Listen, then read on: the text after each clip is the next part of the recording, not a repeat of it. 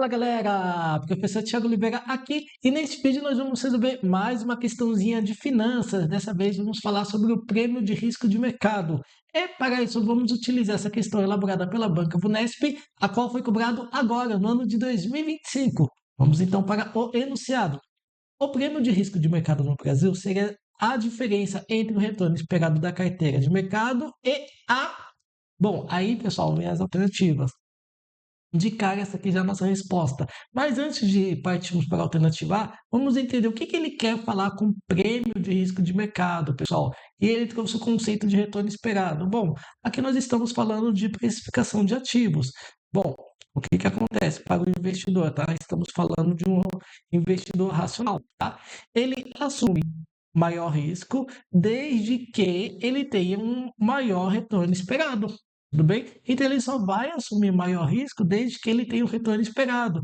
Só que, pessoal, nós temos a nossa taxa livre de risco, nosso risk free.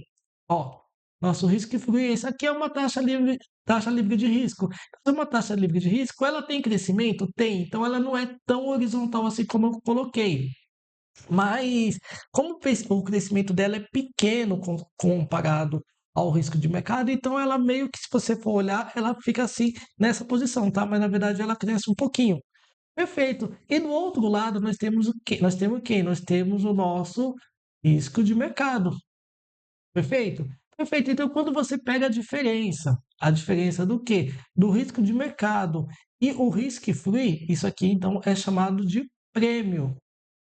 Então, o prêmio não é nada mais, nada menos, tá?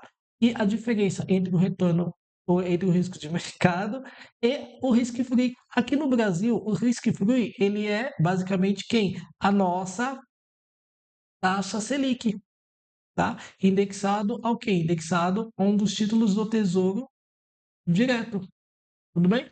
Então, com isso a gente consegue concluir que o gabarito de cara dessa questão aqui é a alternativa A. Isso aqui está falando de derivativo, inflação, nada a ver, taxa média de inadimplência no Brasil, isso aqui foi mais para encher linguiça. Então, a gente consegue concluir tranquilamente que o gabarito dessa questão é a alternativa A. E bom, meus amigos, como eu sempre falo, caso vocês queiram se aperfeiçoar mais nessa parte de precificação de ativos, modelo CAPM, prêmio de risco de mercado, ou então outros assuntos relacionados a finanças, não deixe de conhecer meus cursos clicando no link aí abaixo. Foi um prazer e nos vemos então nos próximos exercícios. Até mais!